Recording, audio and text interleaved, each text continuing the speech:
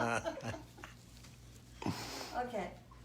I wanted to talk a little bit about all the insanity that's going on right now. I know there's a lot of fear out there, but I want you to remember something, what we're here for, what this is all about. And I try to teach this a lot, and that is that this is a big school. We're here to learn. We're here to learn what choices we need to make, good, bad, or otherwise. We can't do it in heaven. We have to do it here. There is no dark side in heaven, so there's no learning in heaven. It has to be done here. So we are faced with problems, and it's how we react to those problems. Do we give in to fear? Do we give in to the power of the problem itself? Or do we actually look at it and say, what do I need to learn? Where's my growth coming from? Right now, my guides have told me there's a huge wake-up call that's going on. And it's about spirituality. There's a battle going on between good and evil. And what it's really about is what kind of choices do you make? Do you make the right choices, or do you make the wrong? Do you make the easy choices, or sometimes the hard choices? It's all in your growth process. And don't be afraid. Fear lends into the dark side. The dark side uses 3 powers: confusion, illusion, and fear. If you don't give in to those and you recognize those, it works out much, much better for you. Because then the dark side has no power over you or control over you. So I'm here to remind you, please make good choices. If it feels like the right thing to do, it is. If it feels like it's the wrong thing to do, it is. And I'm going to try to teach you tonight how to safeguard yourself and some techniques on how to make maybe better choices. So I thought I'd bring it into some areas dealing with kinesiology, and I thought we might even talk about the aura and the colors of the aura. I thought maybe that might help. Now, I wanted, since I have my hands free, which is really great. You're sideways right now. Well, we're trying to, we're Yeah, fixing a we're getting technical it. issue. We gotta Yeah. change the phone to the tripod. And we know it, and they're fixing it. Yeah. Okay. So before you do that, let's get you upright because you're recording sideways. I don't want to be recording sideways. That's why we're fixing it. Here, Oh. I'll help this. Okay. How bizarre. But you're still, they can still hear you Oh, though. they can. Yeah, they Yeah. can hear Carol, you. why Yeah. don't you say where everyone's Here we from? go. Do what? Everyone put where they're from. Oh, everyone put, when you sign in and you Yeah. hop on, Yeah.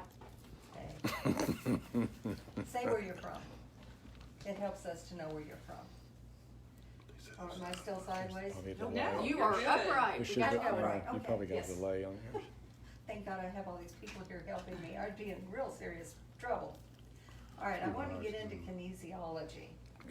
And there's 2 forms of kinesiology. One which is a simpler form, which is middle finger to thumb, middle finger to thumb. You want to pull from your dominant hand, either way.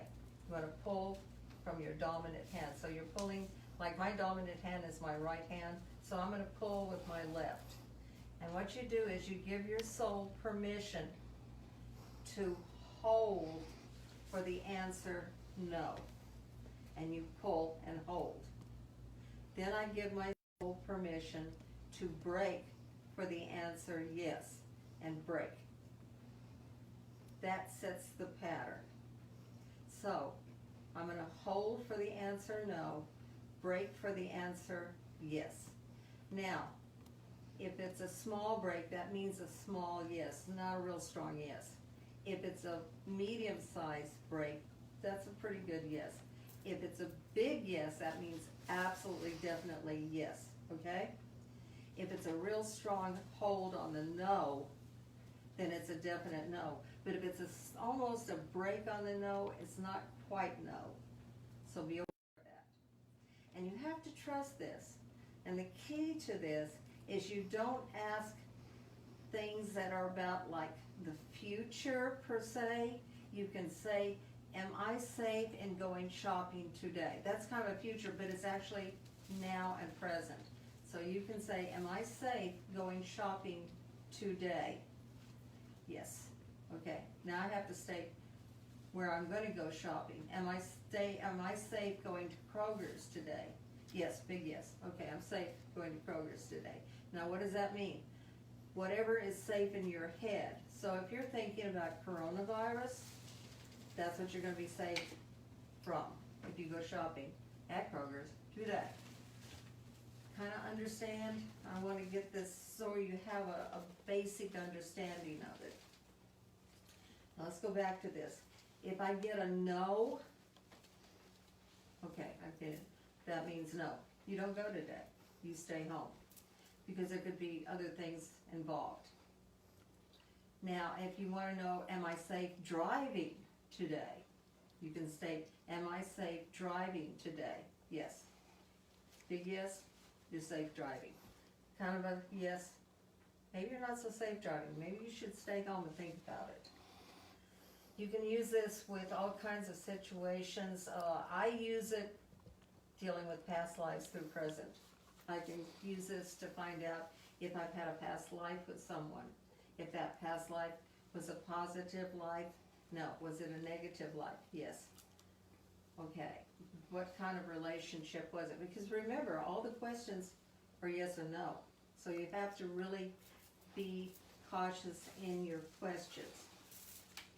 And I can use it also if I'm allergic to something. And I want to go into that a little bit more too, because there's some kinesiology there. What I've learned to do is I've learned to take whatever it is that I might be allergic to, whether it be a medication, put it in my dominant hand, put it by my side, and I can say, is this good for me or bad for me? If it goes away from my body in any direction, that means it's bad for me. If it comes into my body, that means it's good for me. If it's neutral, it means just that, it's neutral. Carol, move the mic up near your mouth. It's too low. Okay. Is that better? Yeah, kind of tilt it up towards your. There you go. And you are getting questions in, Okay. asking you to re-show the finger placement. Sure. And Sure. also, what if they only get no's? You mean like in just all Are they doing it wrong if they're only getting all no's with all their questions? I'm listening. Try a question that they should get a yes to. Some people. It's tricky because it's really hard to learn to trust yourself. And with this, let me restate that. With this, you're really learning to trust your soul. It's the answers of your soul. And in truth, your soul has all answers because your soul was created by God, thus is a part of God. So, I'm going to restate. Dominant hand. Close. Middle finger to thumb. Left hand. Dominant. Into dominant. Circles into dominant. I pull from the left. Okay? Do we have it? Okay. Now, dominant arm. Using whatever it is, like you can go to the grocery store and you can pick up a food product and you can say, is this good for me or bad for me? If it comes into the body, it's good for you. If you're allergic to it, it's going to go away from the body, which is kind of neat because it can help you to find out anything that you might be allergic to, which I think is kind of cool. You can also take a photograph of someone, put it to the palm of the hand, make sure it's a single photograph. Put the hand like so, put your arm down. Is this person good for me or bad for me? If they're bad for you, they're going to go away from the body. If they're good for you, come into the body, or neutral. Neutral's always okay. That's not a negative. You can you can also write down like a address of where you're thinking about going to, or maybe a place that you're looking at maybe renting or leasing or going to. Write the address, put it in the palm of the hand, make sure it's in ink, fold over like so, drop the arm down. Is this place good for me or bad for me? and they'll do the same thing. These are neat little safe ways to take care of yourself, but you have to trust yourself, and you can't do it for someone else. You can only do it for yourself, so be aware of that. You can't do it for your kids, but okay, let me rephrase that. You can do it for your kids if they are under your authority, if it's safe for you to take them somewhere. Okay? Good thing to know. This is a means and a way to learn to trust what you feel and what you get. This goes back to the solar plexus, and I think I talked a little bit about it the last time. Your solar plexus is right here, right under this sternum. And that's the area that if a car cuts in front of you, it grips. This is your warning system through God. Some call it your gut feeling. This tells you if you're safe or not safe, or if you should travel or not travel, or do something or not do something. There was a man that was in Egypt, and he was getting ready to get on the airplane that actually blew up. And he said he felt like a hot rock was in his solar plexus, and it stopped him from getting on the plane, and the plane exploded. This is a good thing to always be wary of. If you have no feeling in the solar plexus and it feels all right to you, it's okay. You're safe. You can do it. When you meet someone, you may get this feeling like, I don't trust them, I don't feel right with them. You might even feel nauseated. That means that this is not a good person for you. You need to be very cautious with that. As a matter of fact, in some cases, it might not be a bad idea to leave. I want you to try these techniques. Don't overdo them. Try them maybe once or twice during the day. I want you to start trusting it though, trusting yourself, because they can save your life. I know my daughter, she was in an ice storm. She was going to go on a cruise, and she was late getting to her boat, and she had to pull over to the side of the road because she got a real strong feeling in her solar plexus that she was in serious danger. And so she did do that.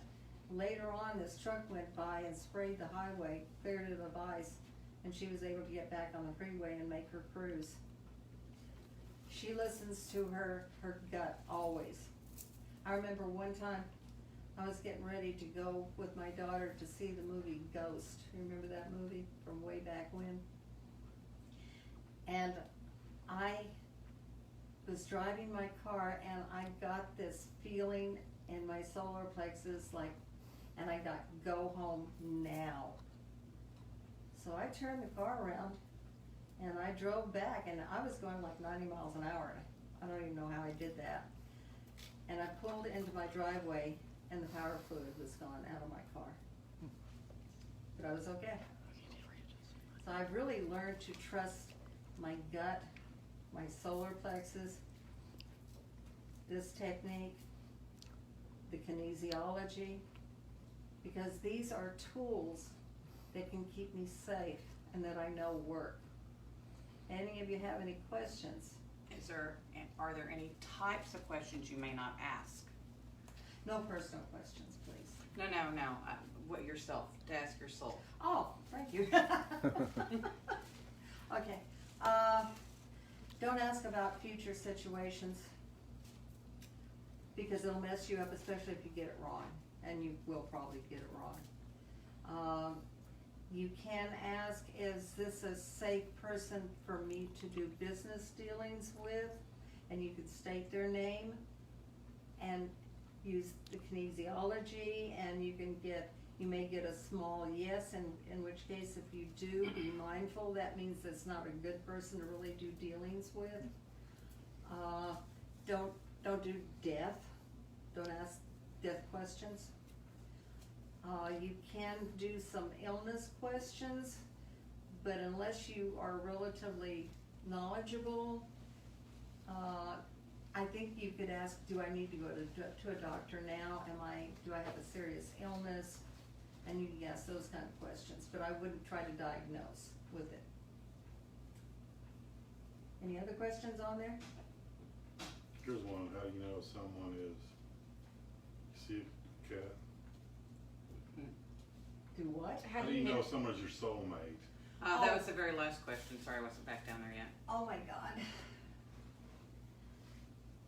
Soulmates, you have to understand, you've met a lot of people throughout many lifetimes, throughout your lives. And soulmates are the ones you're kind of one half of the other. If they do evolve and you come into this lifetime and you meet with them and you mate with them, they can make you de-evolve. It can be kind of dangerous. We're not about finding our soulmates. We're really and truly about learning our lessons and the relationships that we have throughout our lives are usually there to find closure, release, and to release with love. And a lot of people just think that we're here to get married and find our soulmate and live happily ever after. And I'm sorry, that is not what we're here for. Like, how do you know when you find your soulmate or the soulmate, the soul that you're supposed to be with? You will know. You will just absolutely know. It's like, oh my God, where have you been? I've missed you. And you won't really question, and you won't really care. You will just be with them. That's how it works. We got anything else? This is off that subject, but, and we covered this some last week. If you have a family member who passes, Yes. can they attach to you? Oh my God, yes. You might want to repeat that. Yes, and when a family members, when they pass, they can attach to you. Yes, that does happen. Matter of fact, total strangers can attach to you. And unfortunately, about 99.9% of the population has someone or something attached to them. It's extremely common. When you die, when your body dies, you step out of your body and you are you. You have hands and legs and you have a physical body. It's a different frequency than your physical material body, but it is nevertheless a body. And unfortunately, most people, when they do die, a lot of times they do not know they died, and consequently, they're a little bit lost, and they don't know what's happening to them, so they tend to go to the closest person that they know of, a relative, mother, father, brother, sister, wife, husband, child, and sometimes they try to connect with them to get help so they'll know what's happened to them, or they'll connect to comfort and to be comforted. In many cases, when they do attach to you, you feel their emotion, and you also can feel their physical problems as well. And whatever they died of can manifest in your body, which is a little scary, to be truthful. That's why I put the lifting, which is a prayer on how to get loved ones into the light, and how to do the lifting for yourself, which is a prayer, so that you can ask that anything that's attached, affecting, or influencing you can be removed from you and redeemed back to God and taken into the light, which is for their safety as well as your safety. And where did you put that? I put that in daily lifting On your website. on my webpage. CarolPate.com. CarolPate.com, thank you. Another question is, do you ever stop coming back to learn lessons? No, unfortunately, or fortunately, depending upon how you see it, you never stop learning. That's the whole point of being. That's what you were all about. That's what you were created to be, was to be ever evolving, ever learning, as God is ever evolving, ever growing, and learning through everything that God has created. So it's forever process. So you can't say, I don't want to ever come back here. I want to stay in heaven forever. Well, you can stay there for as long as you want. You have that right. It's your decision. But most people, it appears, most people really kind of want to get on with the program and start evolving and growing again. It's a challenge, and it seems to be natural to humanity. We like a challenge as humans. And I think we get bored when we don't have challenges. And this is the greatest challenge there is this planet, this material world. And I think it's a wonderful place to be. And I come back in a heartbeat. And I probably will. We need you here. Thank you. This follows along those same lines that you were just discussing. We discussed this last time, how to sever negative relationships in your life so that you don't come back and repeat with them.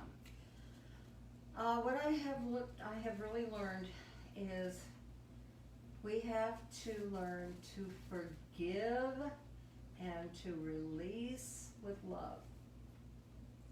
Now, you're not forgiving the actions or the deeds or the bad things that the person did. You're actually forgiving them as a soul that's created by God that's gone askew. And you want to release them with love, because if you don't, you get them in future lifetimes until you can. That's one of the points of coming back here, is resolving issues with people, learning the growth process, and the growth process is ultimately love. So, with that being said, when I found that out, when my guides taught me that, the first thing that I did was I released all of my relatives. Every one of them. Because many of them I didn't want in my future incarnations, because it was bad enough this time around. So, and friends are enemies. I definitely wanted to forgive them, so I didn't have them in future situations as well.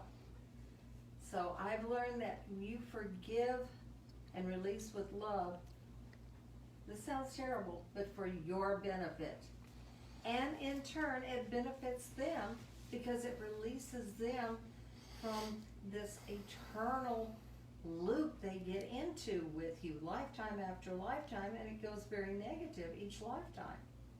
So do it for yourself, because if you don't, it's every time you deal with it, it's like drinking a cup of poison. And I'm here to tell you, it can destroy your body, your mind, your soul. This is a perfect segue for her second part of her question. What if you've learned your lesson, but the person that you're involved with has not learned their lesson? Can you still get rid of them? She didn't say it exactly that way. Yeah, but let's not use get rid of them. Okay. she wants to know what happens if they're not finished learning their lesson. Well, the weird thing about this is, when you do forgive them and you release them, very often they move on. It's like, by releasing them, you literally have broken that chain, that connector, that emotional connector, and they very often move on. Now, there's another key to this, and the key is you can't take people personally. Now, what do I mean by that? People do things because of who they are, not who you are.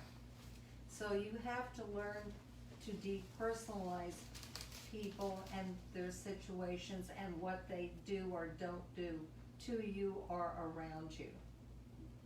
That's another part of the lesson here. And it can be a little hard to do. I remember with my husband, I was in the process of learning to depersonalize. And my husband said to me, he was doing something that aggravated me. And he said, "You're personalizing me again." I went, "You're right. I did.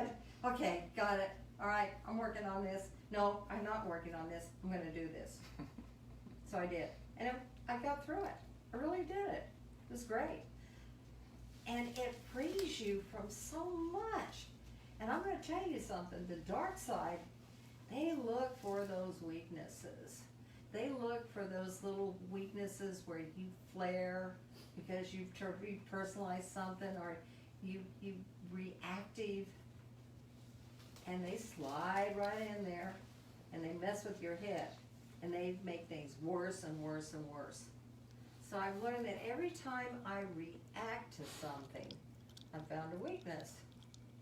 So I actually started saying to the dark side, thank you. You just showed me a weakness. They got really ticked off at that too, by the way. And I did. And I started working it that way. And I still do. So it's helped me to forgive and release with love, and to depersonalize people and situations as well. Because a situation is a learning process. It gives you the opportunity of looking at something, do I need to make a good choice here? Do I need to make a bad choice here? Am I making a bad choice here? Or do I need to just step back and not? That's what we're here for. Enjoy this place. It's not a bad place at all. It looks crazy, and there's terrible things that go on. We have things like coronavirus and burning down the cities, and it's horrifying, but there's lessons in all of this. It's about bringing God into your life and using tools that are around you. This is a tool. This is called a labradorite, okay? When worn on the heart, it's a stone, okay? When worn on the heart chakra, I'm wearing it just a little lower, which is right here. It gives you positive aggressiveness. It allows you to say the word no, which is the most freeing word we have, the word no. And it allows you to do it with positive aggressiveness. This doesn't mean you get mean with it. It just means you stand.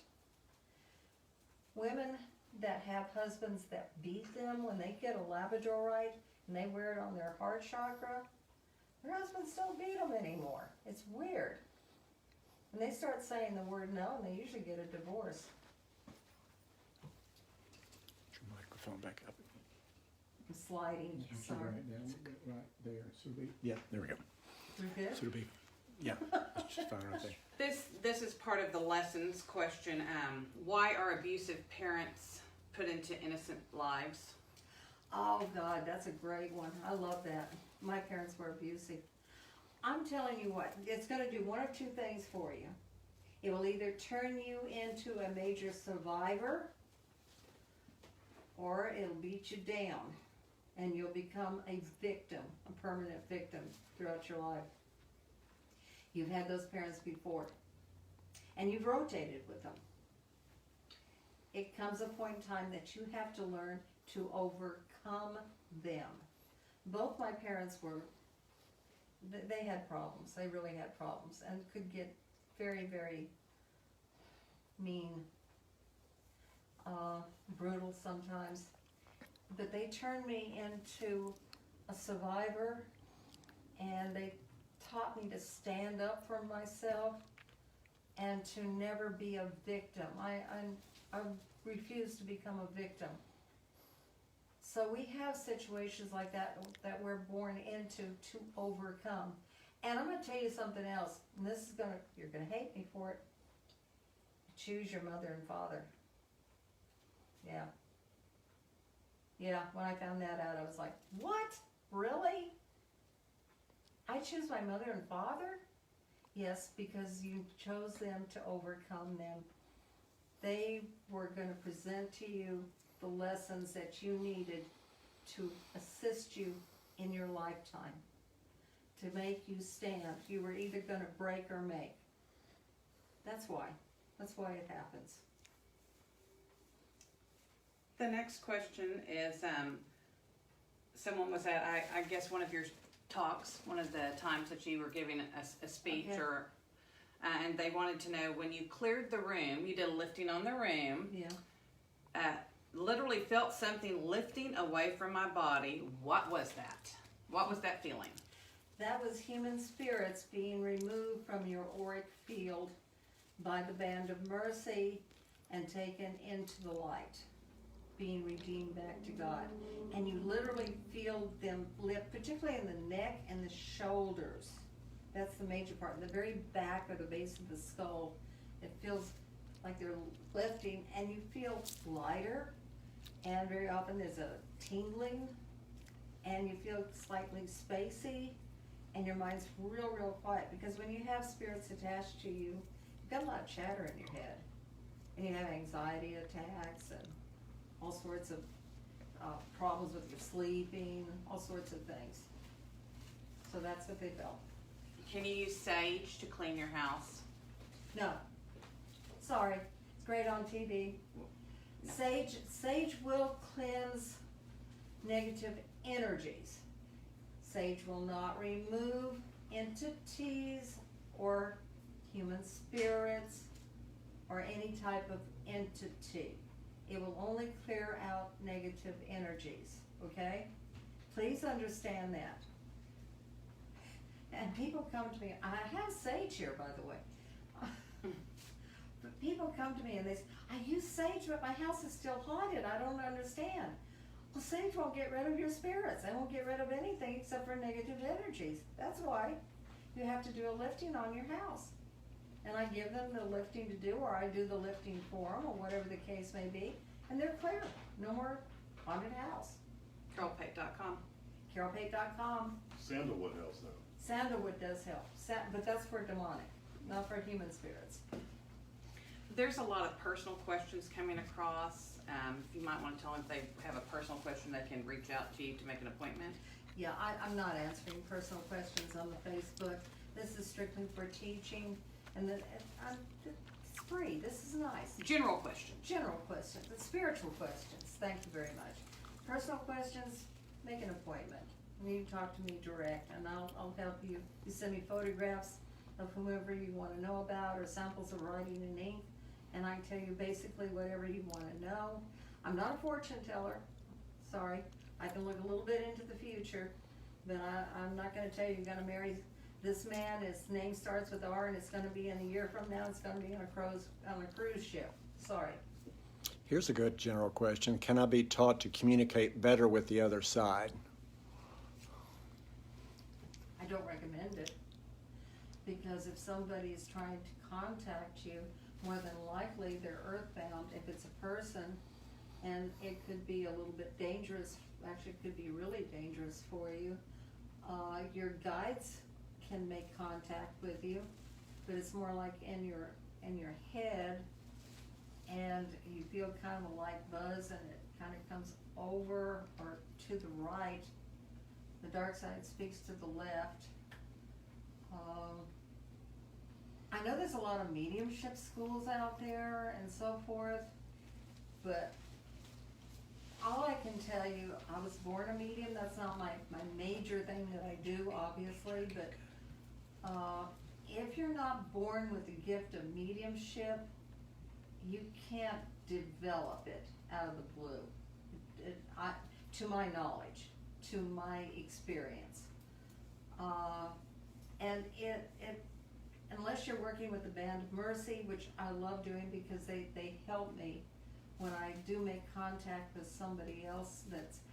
Somebody comes in, they want to know how their mom or dad or somebody is, and I can make contact, know if they're in the light or if they're earthbound. They help me to make sure they don't like leap into my body and take me over, which I've had happen, by the way. So The past person leaps in, the person who's passed. Yes, the person that I was. I had two ladies come to see me, and the one lady, she wanted to know about her son, and she wanted to know if he was okay. I touched into her son. He leaped into my body, and he started swearing. He said that SOB shot me, and it scared the poor woman half to death. And I finally got the girl that works with me to get the Band of Mercy to get him into the light, because it's not good for me, it's not good for the mother, and it wasn't good for him. But by getting him into the light, it got him from being earthbound and redeemed back to God. So I just don't recommend it. I really don't. And for those who may not know who the Band of Mercy is, The Band of Mercy is a group of souls, of course it's on my webpage, that have been earthbound and loved ones have prayed them into the light. And so they banded together and they started to rescue those that were also bound to the earth plane. And so I work with the Band of Mercy. The Band of Mercy doesn't do, how do I put this? They don't do anything but redemption work, and they do protect me because I do a lot of redemption work. So, but they don't monitor a seance, as I've heard some people say they do. They do not. They do not contact your loved ones for you and bring you messages. They don't do anything of that nature. The only thing they do is help with souls that have been earthbound. Okay? Do we have an answer, full answer? Does that help? Good. there's a question about working with energy. Can anyone learn to work with energy? Yes. Do you want to explain? Well, there's so many ways of working with this healing energy. I do a workshop. I teach people how to do healings, how to work with healing energies, stones have healing energies. You have to learn what tools that are available to you and how to use them. You can make balls of energy with your hand, which is kind of fun.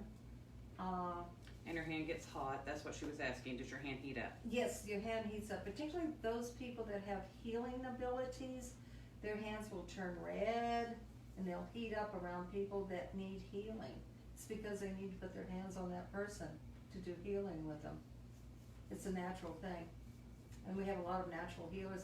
We have people out there that have a lot of talents, psychic abilities and talents that they don't know how to use them or what they are or what they're about. And it scares them because they see all this stuff on the internet and on TV, and they're not sure what is good, what's of God, what isn't of God. All psychic abilities come from God. Satan has no abilities to give, no powers to give you, okay? He can take what you have and twist them, but he can't give you anything. So don't think that this comes from the dark side. It doesn't. Even animals have psychic abilities. Everything has psychic abilities. Everyone has psychic abilities to some degree or another. Some more, some less. Who are your guides and what is the best way to connect to them? Our guides are the Holy Spirits. Father, Son, Holy Spirit. When Christ was crucified, when he left, he gave to us the Holy Spirit as our comforter and guide to teach us everything. We each have a minimum of 3. When I say a minimum, we have 3 Holy Spirits that can call upon humans that have mastered certain areas like art, mechanics, painting, whatever the case may be. And you can ask for a guide of, and they will get you a human being who has mastered specific areas. But your guides are the Holy Spirits, and they have the knowledge of God. And you can talk to them and ask them questions. They will not tell you what you can or cannot do, okay? Because you have that free will choice. They can guide you to where you need to be, to the right answers. Like they can make books fall off a shelf at your feet, if that's the book that you need. They can make all kinds of weird things happen, which I think are kind of cool, and helping you.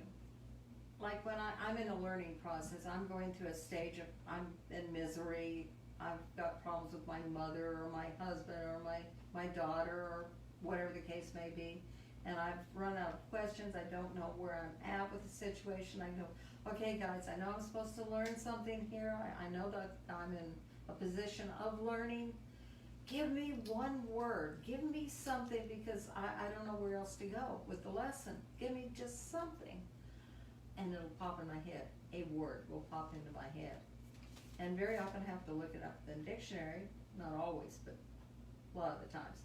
And I'll look it up and I go, oh my God, that's it. That's where I need to go. And I start a new direction. I get my answers that way. And I get my lessons taken care of. So every time I hit a situation, I do try to talk to my guides. And I take time to talk to my guides. By the way, it's on my website, carolpate.com, on how to do the prayer to making contact with your guides, how to start the process for making contact with your guides. I have a wealth of information on that website. You really should invest some time and go there. How do you know if you are on the right spiritual path?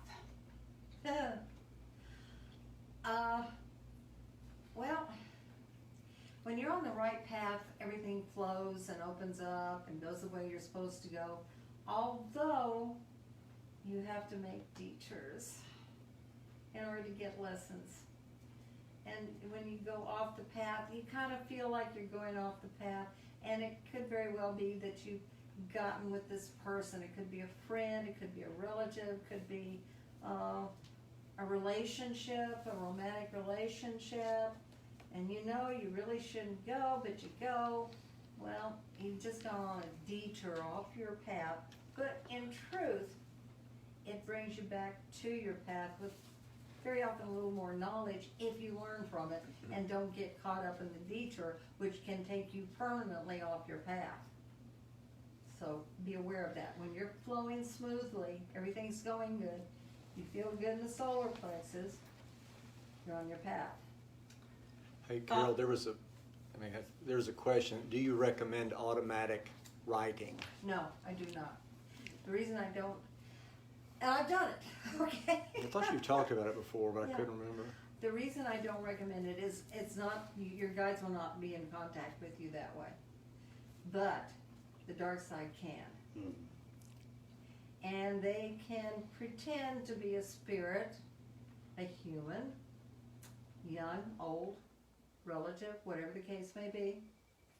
And they can worm their way into your trust. And then they start telling you what to do and how to do it. It's dangerous. And you can end up with an infestation in your home. It's like a Ouija board. You familiar with Ouija boards? It's kind of like being in Times Square and going, hey, I'm here, whatever. Do whatever you want. It's dangerous. So no, I don't recommend it. What are your thoughts on Reiki and light workers? I like Reiki. I took Reiki. Matter of fact, I'm a second degree Reiki. What I learned was, I do a lot of healing work. And before Reiki, when I would do the healing work, I would pick up whatever the problem was in the person that I was doing the healing on. And it would hurt me for, 3 or 4 days. So when I did the Reiki, I learned how to protect myself. And when I opened up all of my chakras, which is what Reiki is all about, I don't pick up their illnesses, pain, or diseases anymore, which is, I think, a really good thing. And I believe in it. It allows your chakras to open. If you get a really good Reiki master, there's a lot of people out there that claim to be Reiki masters, but check them out thoroughly. But good Reiki is a good way to open the chakras and to learn to do good healing. And I believe in it. And the other one was? On light workers. Well, we're all light workers. Trust your gut. If they don't feel right to you, walk away. If they say things that they're off, they don't register with you, they don't feel right with you, leave them be. There's a lot of people out there that's in there for the mighty dollar, unfortunately. And I know we all have to live and all that, but there's a lot of rip-offs out there. It's It's kind of like used car salesman, you know? You might find one that actually can sell you a really good used car and it works.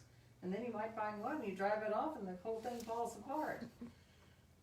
Because they say they're a light worker doesn't mean they're a light worker. Test them. Check them out. Is there another way to clear your chakras that if you can't find someone for Reiki? Yes, there's a safe way. There is a safe way to cleanse cleanse and open your chakras. And it's smoky quartz. Believe it or not, smoky quartz. And it can be natural or irradiated. Either way it works. And you don't get into the Kundalini. There's some real serious danger with Kundalini. I've seen people who have opened their Kundalinis and blown themselves out. Because your chakras, that's your breaker boxes for your entire nervous system. And if you don't handle them cautiously and carefully, you can throw them out and mess up your nervous system. So, smoky quartz, and it really doesn't matter the size. It can be that big or it can be that big, whatever. Start at the root chakra, put it on the root chakra. And the weird thing about it is, like if I do it with somebody and I'm holding it to the root chakra, it will hold there. It's almost like it's magnetized, and then it will release when it's opened and cleanse the chakra and move up to the next chakra, and then it's almost like it's magnetized and will hold there until it's done its cleansing and opening, and then it'll move on up. You can do it with yourself through the front or the back. And always hit the base of the skull, top of the head. And it will cleanse it automatically and safely. This is about if you've dreamed of someone who has passed. Yes. How do you know if it's just a dream or if they're trying to tell you something? Okay, if you dream of someone who has passed and they don't look okay, that usually means they're earthbound. If they're not glowing and young and healthy looking, that usually means that they're earthbound and they need help. There's a page, Sending Loved Ones into the Light, on my website. Use that with them. And anyone can do this, okay? Anyone. If your loved one appears to you and they're healthy and they look good, and they speak to you, there is probably a message that they have for you. Thank you, dear. And it'll usually be a short message, and very often they'll give you a hug. And it's usually kind of in a sterile room, which is kind of common, like astral. Or it may just be a memory, in which case it's okay either way. Not if they don't look good, though. When does your soul leave your body? At the time you pass or before or after is what they're asking. Your soul begins leaving the body up to 2 weeks, in and out, in and out, in and out of the body, up to 2 weeks to the death. And it goes in and out more about 72 hours prior to death. And actually, your aura goes away. As the soul goes in and out of the body, the aura goes with that. The soul is the illumination of the aura. Okay? And there is a black line that appears in the aura before death. And then about 24 hours, 48 hours into death, the aura is completely gone. And there's almost like I don't know how to put it, like you went out and got a suntan. There's this. Ashy. No, it's not ashy. It's a brownish. Yeah, it's like a shadowy brownish. There's no light coming from the face. That's what it is. There's just no light. The light's gone. The aura's gone. And then at the minute the heart stops, that's when the soul leaves the body. How can you tell if a dream is, back to the dreams, are a vision or a premonition? Very good question. Dreams that are very, very lucid are usually can be premonitions. There's a lot of details to them. It's like you're right there and pay really close attention to them. And another point on that is if you have a really lucid dream and you see a lot of details and you see that that dream is going to end in a bad situation like a car wreck or a plane wreck or someone's death or something of that nature, by changing an aspect in the dream or from the dream, it can change the entire outcome of the situation. So it can be a very useful tool in changing bad situations in the future. Okay, two-part question.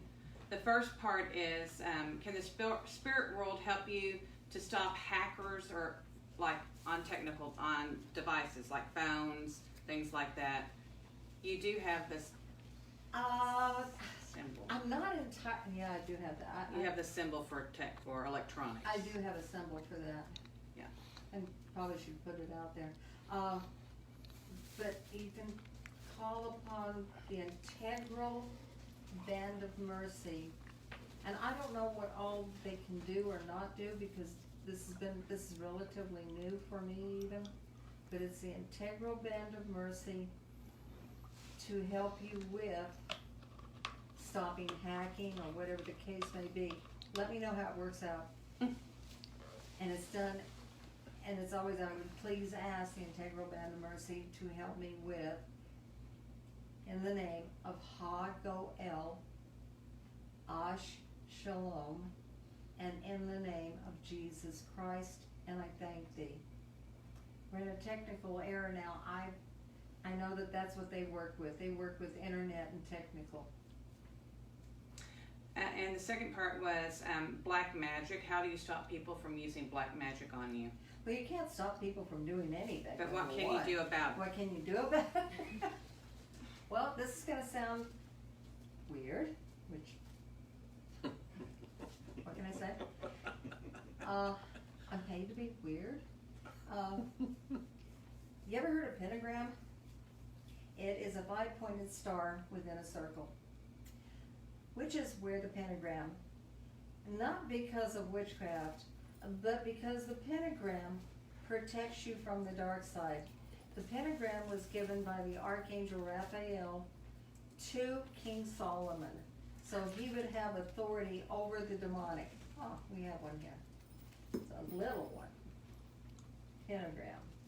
Pentacle, 1 star up, revert. Pentacle. Mhm. Pentagram. Mhm. But if that's usually, people think of it being reversed, like, you know. Pentacle. Yes, ma'am. Pentagram. Now, 1 point up is positive. That gives you authority over the dark side. 2 points up, 1 point down is when it's like taking the cross and inverting it. It's the same thing, okay? And if you really want to protect yourself, you wear the cross and the pentagram together. It stops black magic. It stops curses, spells, that sort of thing. And the dark side really can't handle it either. So it's a really good protection. Don't let all these people throw you off or scare you, because that's what the dark side wants. The dark side doesn't want you to have protection. What's on that? You've got, that's a Shaddai. Shaddai. This is a Shaddai. This is an ancient symbol, as a matter of fact. It is 2 triangles, an upside down triangle, and a right-sided triangle on top of the upside down in a circle. It is called a Shaddai. It's a very ancient symbol. It means God over Satan. It's heavy-duty protection against all sorts of entities and energies. Thank you. The question is, what is the difference between earthbound and reincarnating, and do we have to go into the light? First. Which one? Earthbound? No, they're asking basically Yeah. three things. Okay.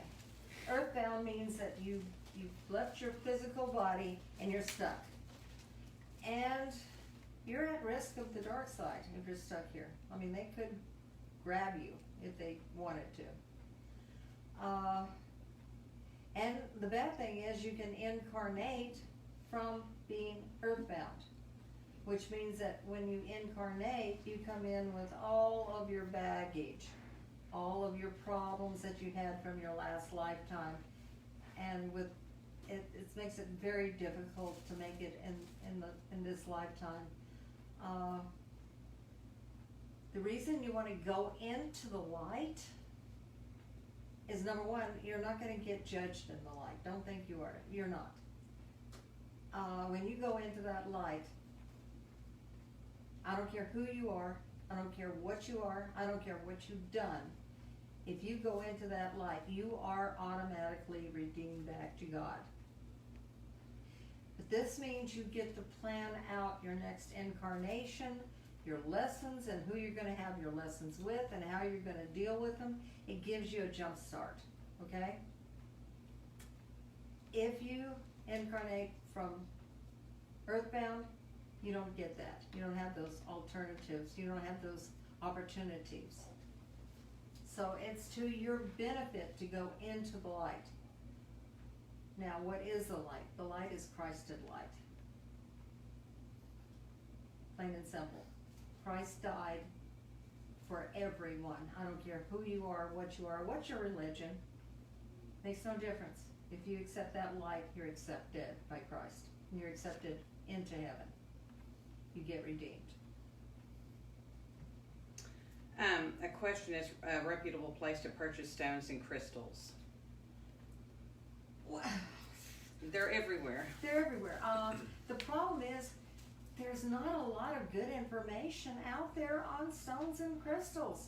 There's a lot of disinformation because you can say anything you want, write it up and sell a book. Nobody knows the difference. How did I learn mine? I learned mine from the stones, and they work. I mean, you physically, they work. You have a list of stones. I do have a list of stones. It's on my website. What they do, you can buy the stones anywhere. It doesn't matter where you buy the stones. Just be cautious about what people tell you the stones do. And they Hey, have Carol. to say genuine. The genuine stone. Yeah, they have to be well, yeah, hopefully. Hey Carol, here's a good question. Are we born with the same aura through our whole life from birth to death? Can the color change? Color changes. Yeah, and as we evolve, the base color changes, which is kind of cool. The base color should be white, okay? And the colors kind of go around. And you can watch, I like to watch people in planes, like read a book, a romance book, whatever the case may be. Because I watch their aura, and I watch their colors shift and change above the base color, which is kind of cool. And I can pretty much tell what kind of book they're reading. So yeah, you change, and your base color can change. You can start out with a lower base color, and as you evolve spiritually, your base color can evolve to pure white, which is really kind of cool. And I have aura colors on my website, what they mean, what they're about. It can help you. Excellent question here. What are you doing in order to help manage anxiety with everything that's going on in the world? What can everyone else do? Number one, the liftings. Please, oh God, the liftings help so much because there's so much fear that the spirits have attached to them anyway.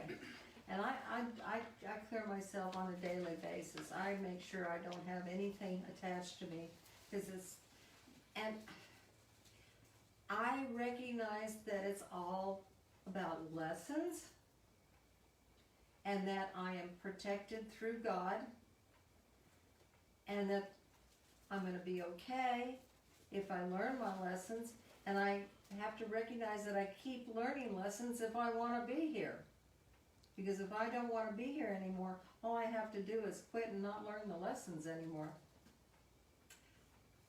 So, on a daily basis, I give thanks to God for everything that God has done for me, everything that God has shown me, the truth, the lessons, even the hardest of them, for the people around me, for my life.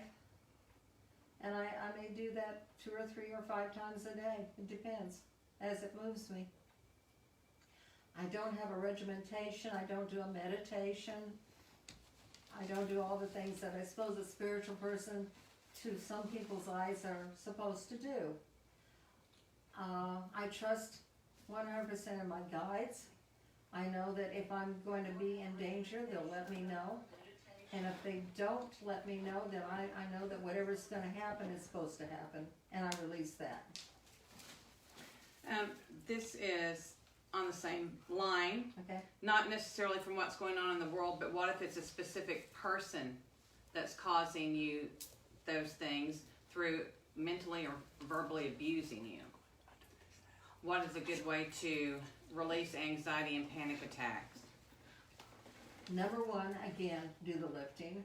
And if you do the lifting on them, get their permission to do the lifting on them, and that'll probably slow that process down. If not, leave them. Sorry.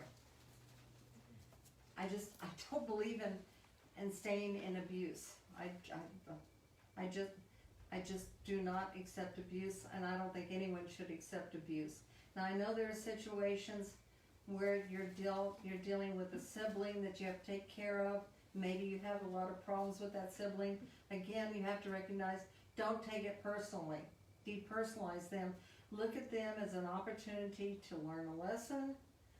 Look at them as your teacher. That's what I've done in the past. Are we running? We're at time, aren't we? Okay, guys, I've really enjoyed the session. I don't know if we're going to do any more or what we're going to do. We'll announce. But all of you, please take care of yourselves. Please rest assured you're going to be all right. And trust in God and start bringing God into your life. Please, for your sake and for your peace of mind. God bless each and every one of you. I'm going to do a quick lifting. Did I have time? Give the phone Yeah. number first. You Yeah, I was have gonna as say, much give- time as you want. Give your phone number, so, because people have been asking to set up a, What do you want? Lift. It's on the website. No, we her don't. phone need to do it number. that way. We always do a circle, so.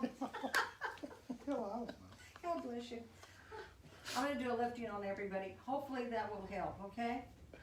And with all of your permission, and all those who give permission, I would please ask the Band of Mercy to remove all unclean spirits, thought forms, elementals, unnamed energies, now in the name of Hagoel, Ashalom, and in the name of Jesus Christ. And either place them in protected sanctuary or do whatever they deem necessary with them, and I thank thee. I would please ask the appropriate archangel or angels and the appropriate legions to please remove all demonic entities, energies, influences now in the names of Elohim, Eljar, Jehovah, Yahweh, Hagoel, Ashalom, and in the name of Jesus Christ. And either place them in protected sanctuary or do whatever they deem necessary with them, and I thank thee. I would please ask the appropriate archangel or angels and the appropriate legions from the appropriate realms or counter realms to please remove all negative beings, entities, energies, influences now in the names of Insof, Shemhim Farash, Adonai, Shamish, Hagoel, Ashalom, and in the name of Jesus Christ. And either place them in protected sanctuary or do whatever they deem necessary with them, and I thank thee. I would please ask the Glory Band of Mercy to remove anything that's attached, affecting, or influencing now and place them into protected sanctuary in the name of Hagoel, Ashalom, and in the name of Jesus Christ. And I thank thee. God bless all of you. I appreciate the questions. Good night. Thank you, Carol.